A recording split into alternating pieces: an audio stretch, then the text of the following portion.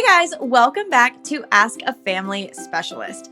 My name is Bethany and I'm a certified child and family specialist here at Crayons to Confidence. I have 2 degrees in child and family development and early childhood education. I have research published in social and emotional development, and I've spoken at numerous mental and emotional health conferences for children. Today, though, I'm here to talk to you about attachment and bonding with your newborn. Our question today comes from a mom who wants to remain anonymous. She says, "We just brought our baby home from the hospital and we are so overwhelmed. I'm starting to think that something is wrong with me. I do not feel connected to my baby at all, and I don't have the kind of attachment that everyone said I would have. What's wrong with me?"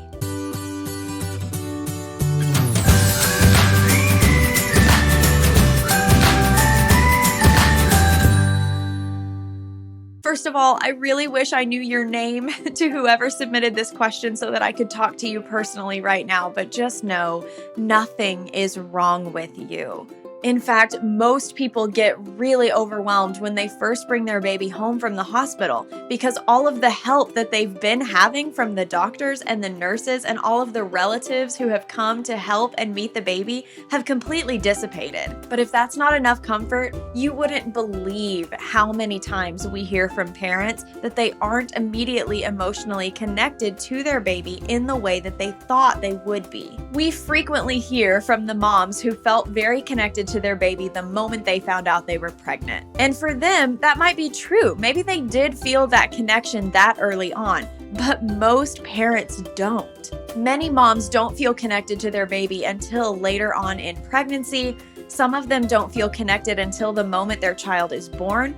And some parents don't feel this connection as authentically as they anticipated that they would until well into their child's first year of life. So don't fret yet. I would trust that the connection is coming. But if you're not new around here, you know I'm not just going to stop at reassurance. I'm going to give you some information that can go with it. This connection to your baby that you're talking about actually has a name in the child development community. It's called attachment. And it can be so frustrating and honestly feels very hopeless if you are not attached to your baby in the way that you originally thought that you would be. But attachment happens through a process called bonding, and bonding is a process that happens over time. Some parents might feel it right off the bat, but many others won't. And either one is okay. Still, if you're looking for some ways to increase that bond with your baby, here are a few things you can do to start. Talk to your baby every time you interact, whether it's during feeding, while they're on the changing table, or even while you're just taking them for a walk in their stroller. Many parents aren't going to feel connected to their baby until their baby starts reacting and engaging with them. Your baby's not going to have those social skills to interact and engage with you right as soon as they pop out of the womb.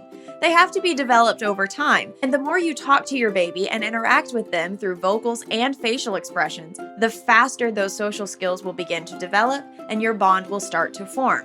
Also, play with your baby frequently. Get down on the floor with them during tummy time, shake their rattle, sing to them, read to them. Children are wired to play both isolated and socially. So engaging with them in their play can be a bridge to that bond you're looking to form. Also, make sure you're responding to your baby when your baby cries. Now, I know you're not a terrible parent and everybody knows that that's like parenting 101, right? Respond to your baby when they cry. I'm sure you're already doing that, but it is worth mentioning that the more consistent you are in being the primary caregiver for your child, the more bonded with you that child will be. Plus, you can use physical touch to your advantage in a big way. Babies love physical contact because they don't yet have any of the social, emotional, or cognitive skills to interact with other people the way that adults tend to interact. All they have are their physical abilities, so let's use them to our advantage. Babies have multiple natural physical reflexes that are meant to ensure their survival, but we can use these reflexes as a means of connecting and bonding with our baby as well. The most common reflex is the rooting reflex, and it is stimulated anytime you stroke your baby's cheek. Your baby will turn its face to the side of the cheek that you have stroked. This is the reflex that helps them to feed in the first couple of months of their life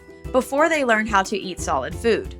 But we can use this reflex to increase the amount of time that our baby is making eye contact with us. If for whatever reason you can't get your baby to focus on you, you can get close to them and hold them as if you were feeding. Then you can stroke their cheek and it will automatically turn their head back to you to face you. There's also the grasp reflex, which will cause your baby's palm to close around your index finger when you place it in the middle. And my personal favorite, the parachute reflex.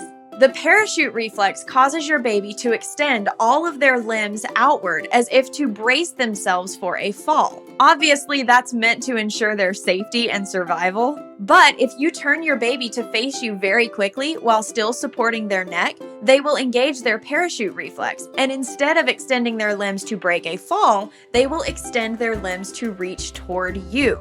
They don't know what a hug is yet, but that's exactly the kind of motion that it will mimic.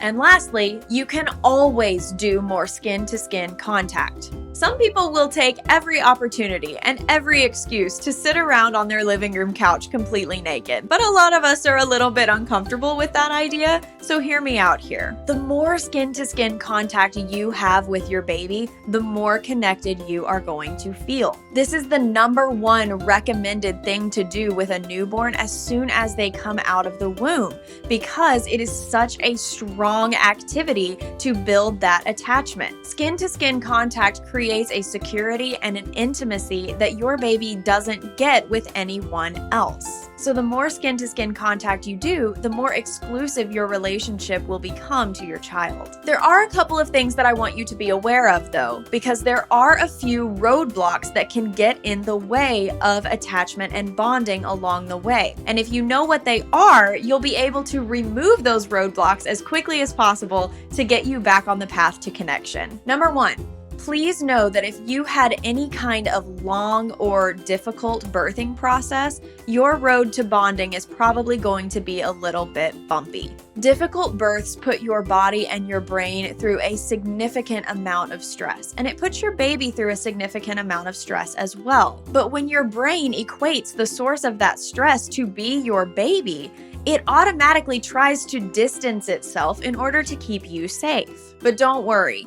Many developmentalists refer to the brain as an elastic muscle because of how quickly it can be changed. If you intentionally begin the bonding and attachment processes that we talked about earlier, your brain will automatically reroute itself and begin to see your baby in a new light. Likewise, if you had a baby who needed very immediate or specific medical care right after they were born, you might not be as bonded. Remember, bonding is a process that takes time. So if your child was separated from you in the first few moments of life to receive this care, that bond hasn't taken its full effect yet the way it might have for other families. But the same rule applies here. But the same is true here.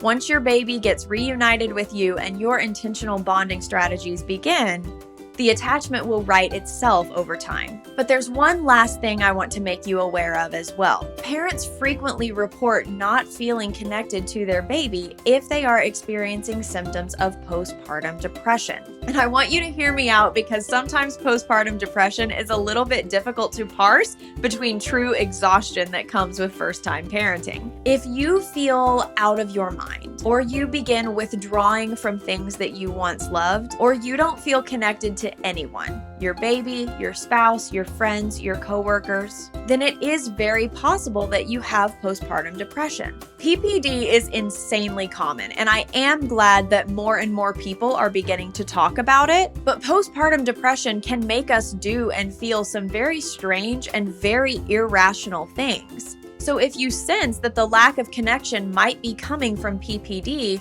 please reach out and talk to a local therapist in your area. Bonding is just such a beautiful thing, especially in the first few months of your child's life. You don't want any barrier standing in the way of that. You deserve to have this time and this connection with your child, and you will. So start by practicing some of the bonding strategies that we talked about in the middle of this video. But if it's still not working after a couple weeks, be sure to reach out to a doctor or a therapist to talk about your physical or your mental state. For more information on bonding and attachment, you can visit www.crayonstoconfidence.com. As a member, you'll have access to all kinds of courses, resources, and on-call access to a child and family specialist to help you get connected to resources in your area. If you found this video helpful, be sure to like and subscribe to our YouTube channel so you know when the next question's been answered. I'll see you next time.